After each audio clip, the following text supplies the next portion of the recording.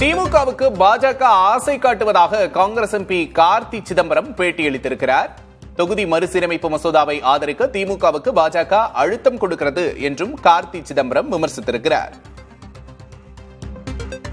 இது தொடர்பாக அவர் பேசிய காட்சிகளை பார்க்கலாம்.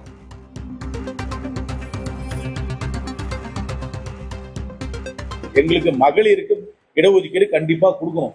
மகளிருக்கு இடஒதுக்கீடு கொடுக்கணும்னா இந்த 543லயே 181 தொகுதிகளை மகளிருக்கு இடஒதுக்கீடு செய்திருந்தது தான் எங்களுடைய நிலை. திராவிட முன்னேற்ற கழகம் இதே நிலையில தான் கடந்த பாராளுமன்ற தொடர்ல இருந்தாங்க. இப்ப அவங்க என்ன நிலையில இருக்கிறாங்கன்னு எனக்கு தெரியல. ஆனா பாஜக கிட்ட இருந்து அழுத்தம் வருகிறது என்று எங்களுக்கு பல செய்தி வருது.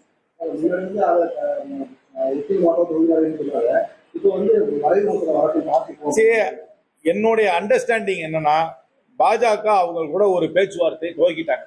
என்ன பேச்சுவார்த்தை துவக்கிருக்காங்கன்னா, இதை நீங்க ஒத்துக்குங்க, அதுக்கப்புறம் நாங்க ஒரே நாடு ஒரே தேர்தல்ன்றதையும் நாங்க கொண்டு வந்துடுறோம், அதுக்கும் ஒத்துக்குங்க. அதோட அதை அப்படி சொல்லி ஆசை காட்டுறாங்க டிஎம்கே. 2029 சட்டமன்ற தேர்தல் வந்துடும், நீங்க ஒன்னும் 5 வருஷம் வெயிட் பண்ண வேண்டாம். ஆனா அந்த பாதையில டிஎம்கே போச்சுன்னா, நான் திருப்பி சொல்றேன், இந்த தேர்தலில் வந்த முடிவுகளோட இன்னும் மோசமான முடிவுகள் தான் வருகின்ற தேர்தல்.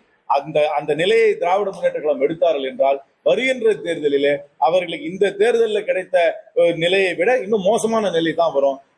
இங்க தமிழ்நாட்டில் தாவேகா கூட்டணி வலுவாக இருக்கிறது.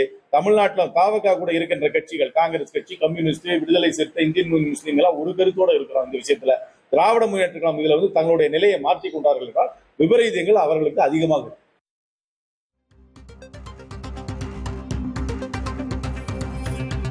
பாஜக காட்டும் பாதையில் திமுக பயணித்தால் தேர்தலில் மோசமான முடிவுகளை சந்திக்கும் என்கிறார் கார்த்தி சிதம்பரம். பாஜக திமுகவுக்கு ஆசை காட்டுகிறது என்றும் விமர்சனத்தை முன்வைக்கிறார்.